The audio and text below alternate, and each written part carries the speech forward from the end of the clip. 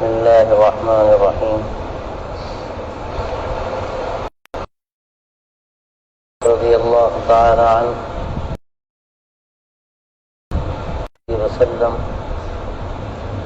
فقالوا ذهب أهل الدثور بالدرجات العلى والنعيم. دولت کی ایک فضیلت ایسی حاصل ہے، عمرہ کرتے ہیں، جہاد کرتے ہیں، صدقہ کرتے ہیں. تو آپ صلی اللہ علیہ وسلم نے فرمایا عدد پورا کرنے کے لیے 33 ہوگا 99 ایک عدد پورا ہو جائے گا.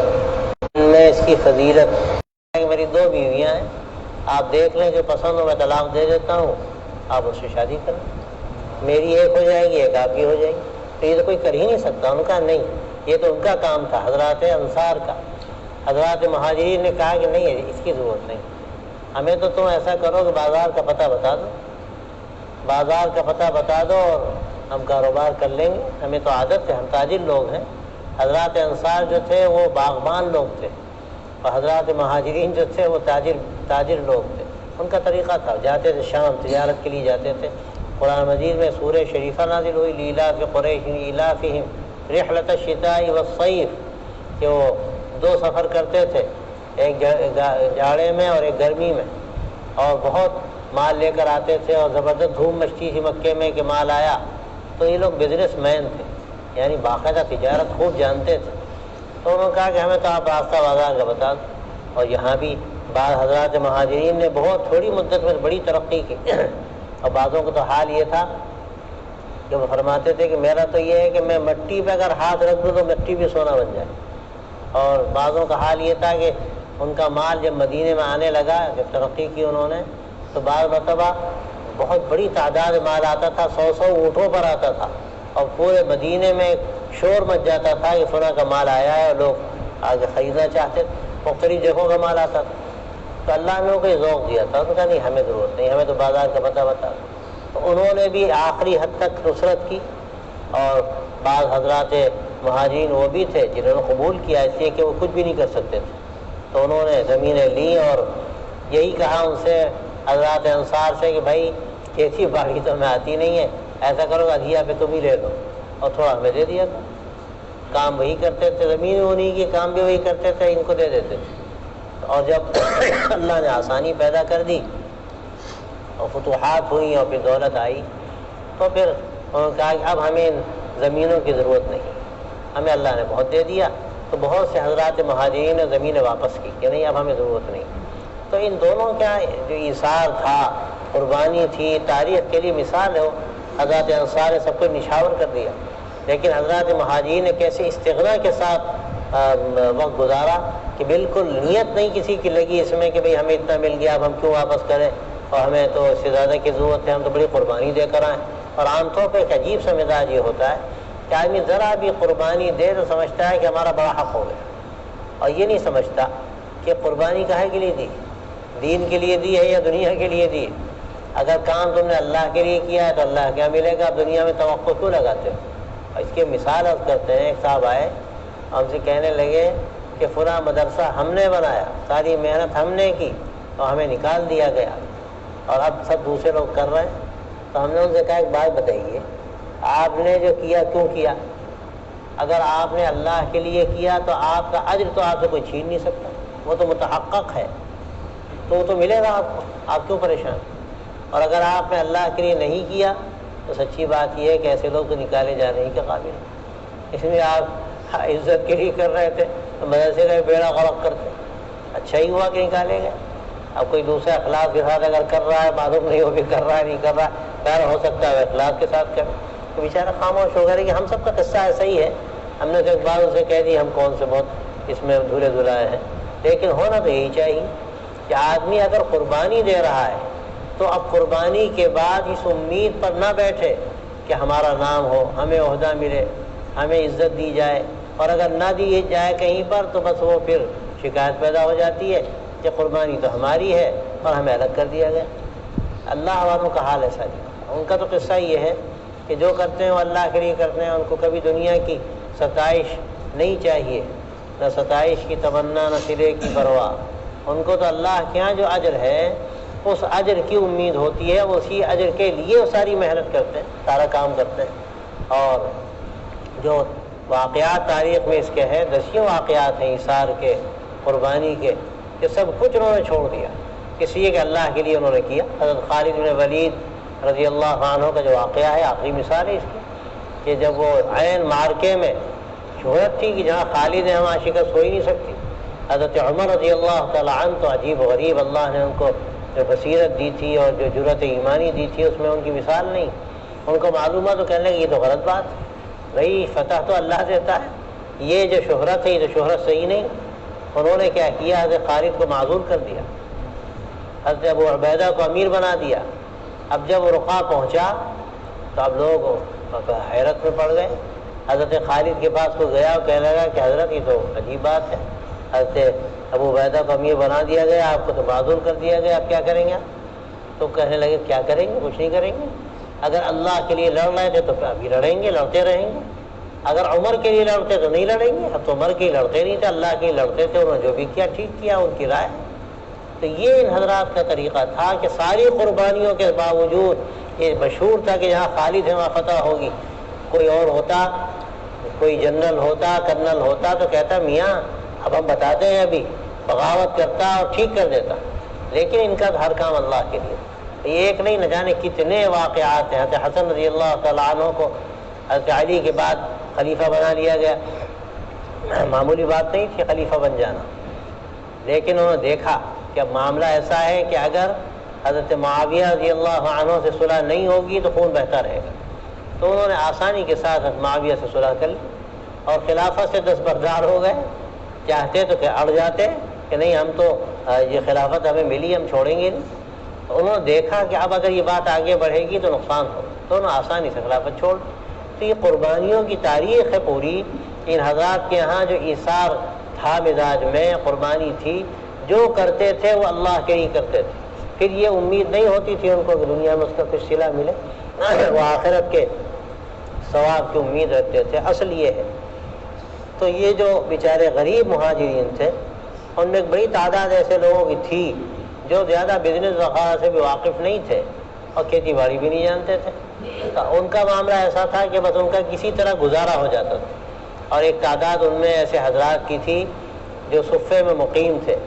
صفہ نبوی، مسجد نبوی میں ایک چبوترا تھا جو آپ صلی اللہ علیہ وسلم نے تعلیم کے لیے گویا کہ بنا دیا تھا کہ جو تعلیم حاصل کرنے والے آتے ہیں وہ وہاں پر قیام کریں۔ گویا مدرسہ تھا، پہلا مدرسہ، پہلا دارالاقامہ، وہیں رہتے تھے سارے حضرات۔ اور ان حضرات کا قصہ یہ تھا کہ یہ سب چھوڑ چھاڑ کے آ جاتے تھے، نہ کمانا اور نہ اس کا کوئی انتظام۔ ان کے بارے میں آتا ہے کہ آپ صلی اللہ علیہ وسلم کہیں سے کوئی صدقہ آتا تھا تو ان کے پاس بھیجتے تھے کہ ان کا کام چلے۔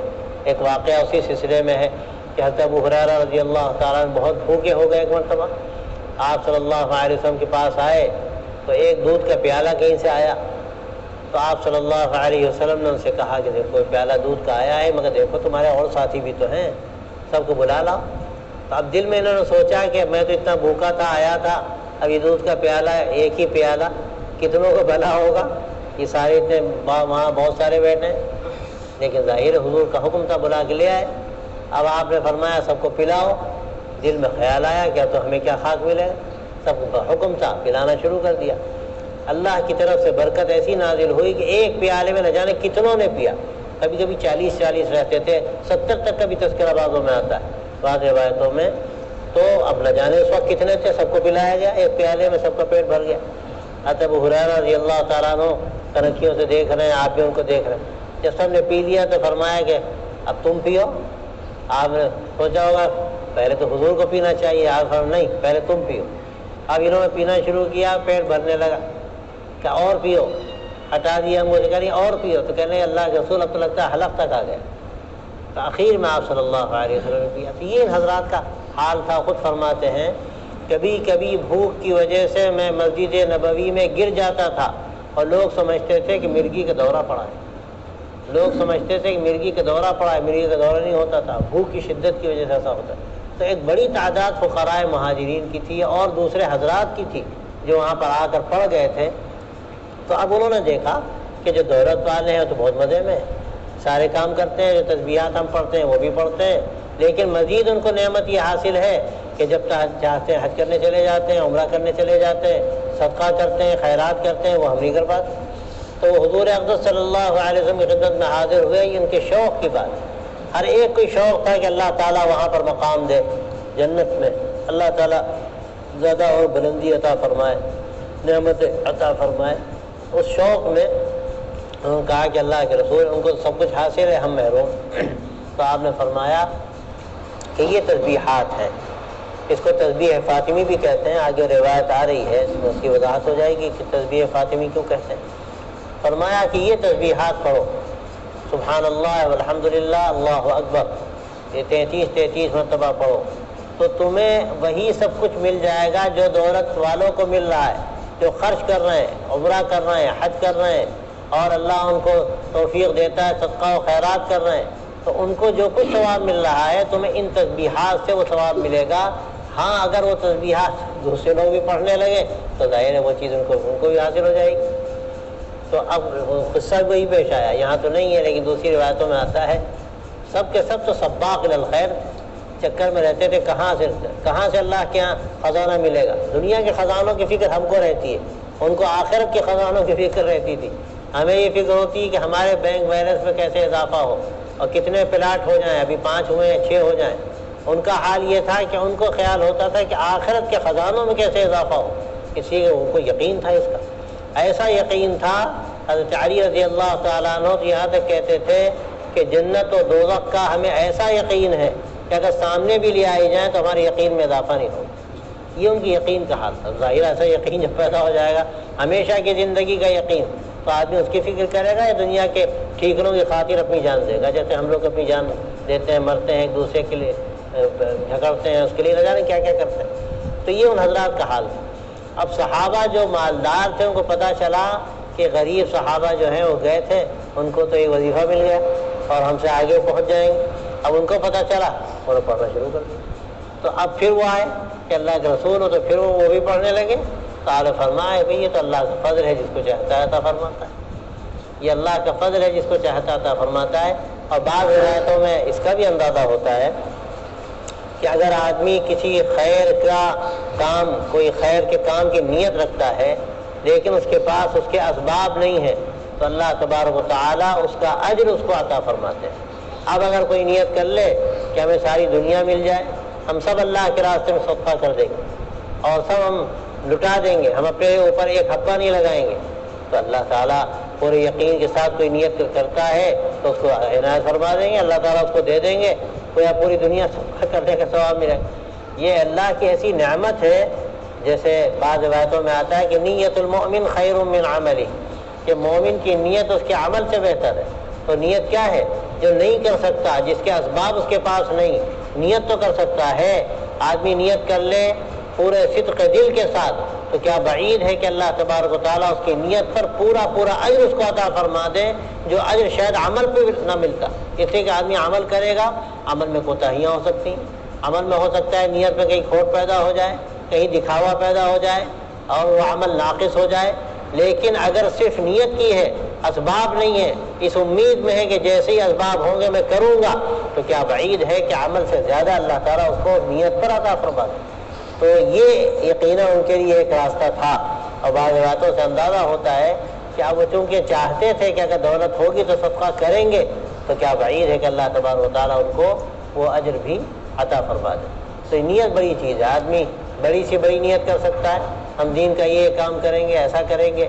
یہ نیت اگر آدمی کے اندر ہے، پھر اس کے اسباب نہیں ہیں، نہیں کر سکا، تو وہ کوشش کرتا رہا، تو اللہ تبارک و تعالیٰ اس کو عمل کرنے والوں کا ثواب عطا فرمائیں گے۔ یہ اللہ کی نعمت ہے۔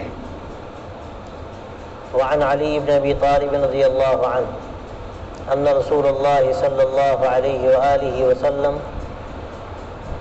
قال له ولفاطمة رضي الله تعالى عنها إذا آويتما إلى فراشكما أو أخذتما مضاجعكما فكبرا 33 وسبحا 33 واحمدا 33، وفي رواية التسبيح 34، وفي رواية التكبير 34۔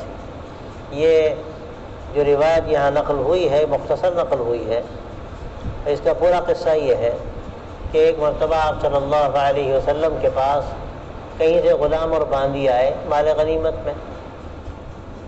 حضرت فاطمہ رضی اللہ تعالی عنہ کا اس وقت حال یہ تھا کہ بڑی مشقت ہوتی تھی. چکی پیسنا، پانی بھر کر لانا مشق میں.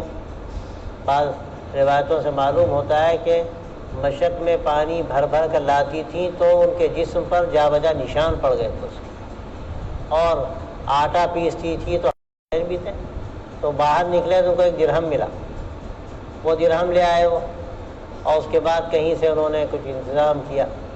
بعد میں آپ صلی اللہ علیہ وسلم سے انہوں نے ارشاد فرمایا تو آپ صلی اللہ علیہ وسلم نے فرمایا کہ اب اگر کسی کا وہ ہے تو اس کو ادا کیا جائے. اگر وہ درہم کسی کا ہے تو ادا کیا جائے، ورنہ اللہ کی طرف سے گویا کہ تمہیں مل گیا.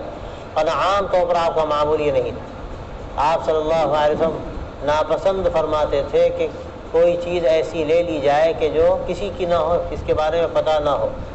اور خاص طور سے اہل بیت کے بارے میں حضرت حسنین رضی اللہ تعالیٰ عنہ کے واقعات بھی ہیں. ایک مرتبہ ایسے ہی حال رہا ہوگا، کہیں کھجور پڑا ہوا تھا، حضرت حسن نے یا حضرت حسین نے اس کو منہ میں رکھ لیا تو آپ نے فرمایا کہ نہیں، تھوکو اس کو، یہ تمہاری جائز نہیں ہے. آپ صلی اللہ علیہ وسلم نے فرمایا، بعض روایتوں سے اندازہ ہوتا ہے کہ فرمایا صدقے کا بھی ہو سکتا ہے اور صدقہ تمہارے لیے درست نہیں ہے. تو آپ اس کو پسند نہیں کرتے تھے، لیکن اس وقت کوئی حال رہا ہوگا، اس کی وجہ سے آپ نے بات فرمائی یا آپ کو معلوم ہو گیا ہوگا کہ یہ صدقے کا نہیں ہے اور صحیح ہے. تو یہ ان حضرات کا حال ہوتا تھا کہ فاقے کی نوبت آتی تھی، کئی وقت کبھی کبھی فاقہ ہوتا تھا، کبھی قرض لینے کی نوبت آتی تھی اور مشقت اٹھانی پڑتی تھی. تو حضرت علی نے حضرت فاطمہ رضی اللہ تعالیٰ عنہ سے کہا کہ ایک کام کرو، بہت سے غلام باندی آئے، تم چلی جاؤ اور ایک باندی اگر مل جائے تو اللہ کے رسول صلی اللہ علیہ وسلم سے لے آؤ، تو وہ پانی بھر دے گی، تمہارا چکی پیسی پڑتی ہے تو میں تمہارا ہی کام ہو جائے گا. حضرت فاطمہ رضی اللہ عنہ گئیں تو اتفاق سے آپ نہیں ملے، آپ کہیں تشریف لے گئے ہوں گے. حضرت عائشہ رضی اللہ تعالی عنہ سے انہوں نے بتایا، آنے کا مقصد بتایا کہ میں اس مقصد سے آئی تھی، آپ بتا دیجیے گا. تو جب آپ تشریف لائے تو حضرت عائشہ نے بتایا کہ فاطمہ آئی تھیں، ان کا یہ مقصد تھا. تو آپ صلی اللہ علیہ وسلم خود تشریف لے گئے حضرت فاطمہ کے گھر، اور روایتوں میں آتا ہے کہ وہ دونوں حضرات وہاں تھے، حضرت علی بھی غالباً تھے، حضرت فاطمہ بھی تھیں. آپ وہاں داخل ہوئے اور فرماتی ہیں کہ بہت قریب آپ تشریف لائے کہ لگا جیسے سینے پر اس کی ٹھنڈک، آپ صلی اللہ علیہ وسلم کی ٹھنڈک مجھے محسوس ہو رہی.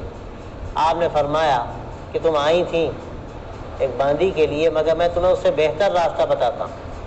اور پھر ان کو آپ صلی اللہ علیہ وسلم نے ان تسبیحات کی تلقین فرمائی جن کا یہاں پر تذکرہ ہے. اسی مناسبت سے ان کو تسبیح فاطمی کہا جاتا ہے.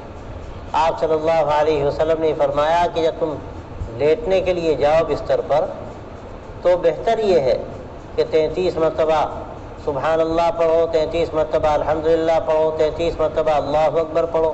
بعض روایتوں میں کہ 34 مرتبہ سبحان اللہ پڑھو، بعض روایتوں میں کہ 34 مرتبہ اللہ اکبر پڑھو. تو یہ تسبیح فاطمی آپ صلی اللہ علیہ وسلم نے ان کو بتائی کہ تم یہ پڑھ لو، یہ تمہارے لیے غلام سے زیادہ بہتر. آپ صلی اللہ علیہ وسلم کا یہ معمول تھا کہ آپ اپنے گھر والوں کے لیے دنیا کی فراخی پسند نہیں فرماتے تھے، اور آپ نے دعا فرمائی تھی اللہم اجعل رزق آل محمد قوتا، اے اللہ آل محمد کا رزق بقدر ضرورت رکھ، یعنی ان کو اتنا دے کام چل جائے، زیادہ نہ ان کو ملے. تو آپ صلی اللہ علیہ وسلم اسی لیے حضرت فاطمہ نے جب باندی چاہی تو ان کو بجائے باندی دینے کے ایک تسبیح بتا دی تو اس کو پڑھو. اس سے اندازہ ہوتا ہے کہ آدمی دنیا سے جینا لگائے جہاں تک ہو سکے، بقدر ضرورت دنیا حاصل کرے، اس کی اجازت ہے، لیکن دنیا سے جی نہ لگائے. تو بات کہی جاتی ہے کہ دنیا اگر ہے بھی تو جیب میں رکھے، دل میں نہ رکھے. بہت سے لوگ ہیں جو جیب میں رکھے نہ رکھے دل میں رکھتے ہیں، اور ظاہر ہے جب دل میں دنیا آئے گی تو اللہ دل سے نکل جائے، پھر نور دل سے نکل جائے گا. اس لیے کہ دل جو بنایا ہے اللہ تبارک و تعالیٰ نے اس کو بہت بلند کیا ہے، اور اصلاً اس کو بنایا اپنی رحمتوں کے لیے، اپنی تجلیات کے لیے، اپنے انوار کے لیے اللہ نے دل کو بنایا. تو اب اگر دل خالی ہے تو وہ بڑی بلند چیزیں ہیں، بڑی عظمت والی چیزیں ہیں جو حاصل ہوتی ہیں. لیکن اگر دل خالی نہیں تو بڑی غیرت مند چیزیں بھی ہیں، پھر وہ دل میں نہیں آتی۔ حضرت تھانوی رحمۃ اللہ علیہ شعر کو پسند فرماتے تھے کہ اب تو آ جا، اب تو خلوت ہو گئی۔ یہ کیا مطلب ہے اس کا؟ یعنی اب دل خالی ہو گیا، ہر چیز غیر اللہ سے خالی ہو گیا، اب کچھ نہیں دل میں۔ اب ظاہر ہے جب دل خالی ہو گیا تو اب وہاں اللہ تبارک و تعالیٰ کی رحمتیں آئیں گی، اللہ کی رحمتیں اتریں گی، وہ اب قیمتی بن جائے گا۔ اور آدمی اگر دنیا کے میل کچیل کو اس میں داخل کرے گا تو دل اس کے لیے نہیں ہے، اس کے لیے جیب ہے، جیب میں رکھ سکتا ہے، بینک میں بھی رکھ سکتا ہے، اجازت ہے، بہت تجاوز نہ کرے، لیکن دل میں اللہ تعالیٰ کی محبت رکھے، دنیا کی محبت دل میں نہ رکھے۔ دنیا کی محبت اگر دل میں ہے تو اللہ کی محبت کی جگہ نہیں رہ جائے گی۔ اس لیے دل کو خالی کرے، جہاں تک ہو سکے اللہ کی محبت کے لیے خالی کرے، اللہ کے رسول صلی اللہ علیہ وسلم کی محبت کے لیے خالی کرے۔ تو آپ صلی اللہ علیہ وسلم نے اپنے گھر والوں کے لیے یہی پسند فرمایا کہ ان کے دلوں میں اللہ کی محبت، اور یہ جو شوق پیدا ہو رہا ہے کہ تھوڑی راحت مل جائے دنیا کی، یہ بھی آپ نے پسند نہیں فرمایا۔ ورنہ کوئی باپ ہوتا تو یقیناً یہی کہتا کہ بیٹی پریشان ہے، اس کے لیے تو انتظام کر لینا چاہیے، کیا حرج ہے۔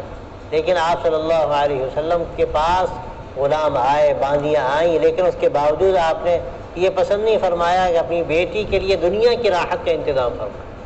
اور آپ نے کبھی حضرات حسنین کے ہاتھوں میں کنگن دیکھے تو بھی آپ نے پسند نہیں فرمایا۔ آپ صلی اللہ علیہ وسلم چاہتے تھے کہ دنیا سادہ ہو، ان حضرات کے لیے سادگی ہو، یہ دنیا کے چکر میں نہ پڑے۔ تو یہ جو آپ صلی اللہ علیہ وسلم اپنے گھر والوں کے لیے پسند فرماتے تھے، اور اپنی صاحبزادی جن کے بارے میں آپ نے فرمایا میرے دل کا ٹکڑا ہے، آپ کو جتنی محبت حضرت فاطمہ سے تھی شاید ہی کسی سے ہو، روایتوں سے صاف معلوم ہوتا ہے حضرت فاطمہ سے زیادہ شاید کسی سے آپ کو ایسی محبت نہیں۔ تو دنیا میں کسی کو محبت ہوتی ہے اپنی بیٹی سے تو دنیا کی راحت کا فکر کرتا، لیکن آپ صلی اللہ علیہ وسلم نے جو انتظام کیا وہ اس کا کہ دل ان کا دنیا سے نہ لگے، اور جو ظاہری طور پر وہ دنیا کی راحت چاہتی ہے وہ دنیا کی راحت بھی ان کو نہ دی جائے، تاکہ دل ان کا اللہ کے لیے خالی رہے۔ تو یہ تربیت تھی آپ صلی اللہ علیہ وسلم کی، اور حضرات اہل بیت کا آپ صلی اللہ علیہ وسلم نے اس انداز سے ان کو گویا کہ ان کا مزاج بنایا تھا، اور اس سے یہ اندازہ ہوتا ہے کہ ہمیں بھی کچھ نہ کچھ اس کی اتباع کرنی چاہیے، اس کی کوشش کرنی چاہیے کہ بقدر ضرورت ہو۔ اب ظاہر ہے دنیا جن حالات میں تک پہنچ گئی ہے، اور جو سطح ہے اس وقت، اور جو زندگی کا معیار ہے وہ نہ جانے کہاں سے کہاں پہنچ گیا، تو ٹھیک ہے کسی حد تک آدمی ضرورت کی چیزیں اختیار کر لے۔ اب تو واقعہ یہ ہے کہ جو کمالیات ہیں ان کو بھی ضروریات سمجھ لیا گیا۔ ایک زمانہ تھا ہمارے بچپن میں، ہمیں یاد ہے کہ کسی گھر میں فریج ہو یہ بہت بڑی بات تھی، ہوتا ہی نہیں تھا۔ فریج ہو، اے سی ویسی کا تو تصور ہی نہیں تھا۔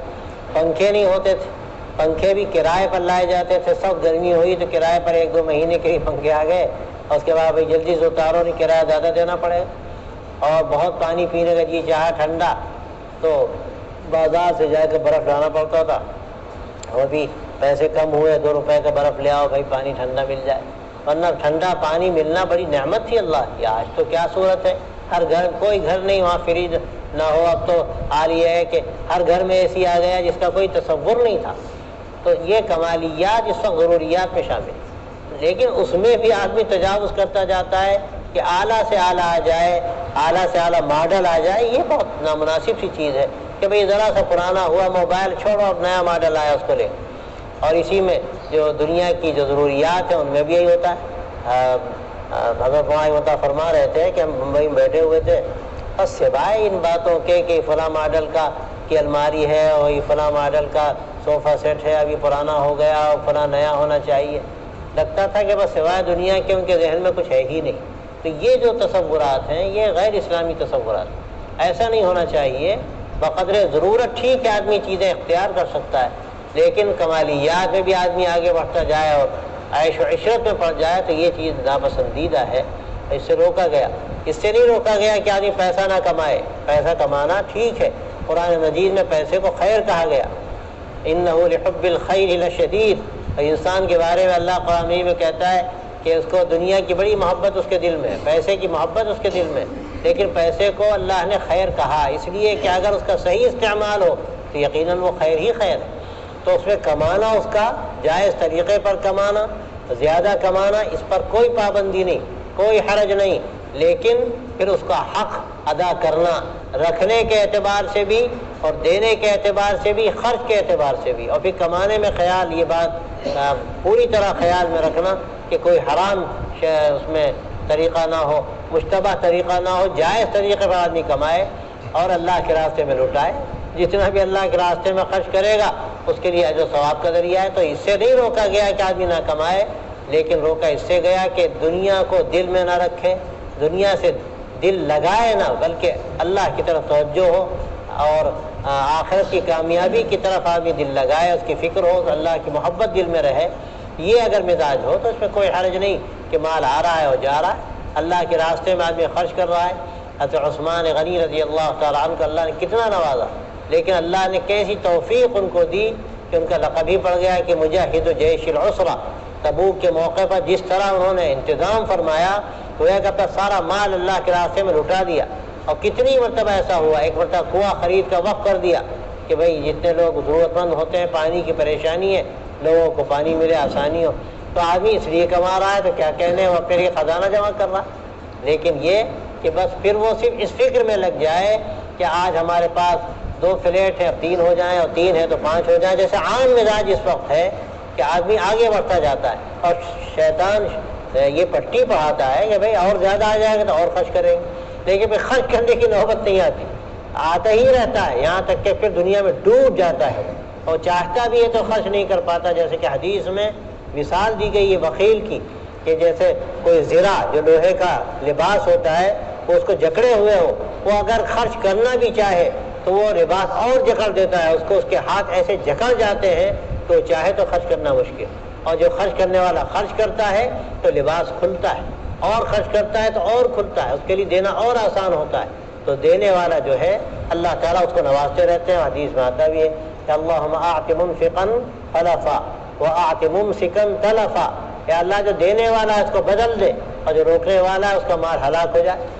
تو یہ ہلاک اس اعتبار سے تو ہو ہی جاتا ہے کہ دنیا میں جو کچھ کما لیا اس نے اور سب اپنے لیے جمع کر لیا تو اس کے کام کیا آئے گا، مر کے جائے گا، سب جہاں چھوڑ کر جائے گا، اس کو کچھ ملے گا نہیں۔ تو اس کو جو ملنا ہے وہی ملے گا، تو اس نے اللہ کے راستے میں خرچ کر دیا۔ تو اس سے نہیں روکا گیا کہ آدمی دولت کمائے نہ کمائے، لیکن اول تو دل نہ لگائے، اور دوسرے یہ کہ اس میں منہمک نہ ہو، بلکہ اللہ کے راستے میں دیتا رہے۔ یہ نہ سوچے کہ اور جمع کر لیں پھر دیں گے، اور جمع کر لیں پھر دیں گے، آگے کب تک کہ اس کی زندگی ہے نہ اس کا پتہ ہے، اور پھر اس کو توفیق بھی ملے گی اس کا بھی پتہ نہیں۔ اور اکثر یہی ہوتا ہے کہ توفیق سلب ہو جاتی ہے۔ بہت سے لوگ کہتے ہیں ہم باہر کمانے جا رہے ہیں اور کما کر آئیں گے، پھر اللہ کے کام میں، اللہ کے دین میں لگیں گے۔ ہم دیکھتے ہیں کمانے کے لیے جانے کے بعد کیا ہوتا ہے کہ وہ ایسا اس دولت کے چنگل میں پھنستے ہیں کہ پھنستے ہی چلے جاتے ہیں، اور ایسا پھنستے چلے جاتے ہیں کہ خدمت دین کا تو ان کو موقع ملتا ہی نہیں، اس لیے کہ دولت سامنے آ جاتی ہے۔ اتنا آج کما لیا، اتنا اور ہو جائے، اتنا اور ہم جائیداد بنا لیں، اتنے اور ہمارے فلیٹ ہو جائیں، پھر دیکھیں گے، تو پھر توفیق ہی سلب ہو جاتی ہے۔ تو یہ بات نازک مرحلہ ہوتا ہے، آدمی اس میں احتیاط بھی کرے، اور دوسرے یہ کہ اپنی نیت کو مضبوط کرے، اور پہلے ہی مرحلے میں اللہ جو کچھ دے رہا ہے اسی میں خرچ کرے تو اللہ تعالیٰ اسی میں برکت بھی دیتے ہیں، اور اللہ تعالیٰ کی طرف سے اس میں آسانیاں پیدا ہوتی ہیں، اور بہت تھوڑے میں اللہ تبارک و تعالیٰ ایسے لوگوں کا بہت زیادہ کام کرا دیتے ہیں۔ برکت اسی کا نام ہے کہ جو کام دوسرے کا 10 روپے میں ہوگا وہ ایسے لوگوں کا 2 روپے میں ہو جاتا ہے۔ اور اس کا تجربہ بھی سب کو ہوگا کہ جو لوگ اس طرح ترتیب سے زندگی گزارتے ہیں، اللہ تعالیٰ ان کے تھوڑے مال میں بھی بڑی برکت عطا فرماتا ہے۔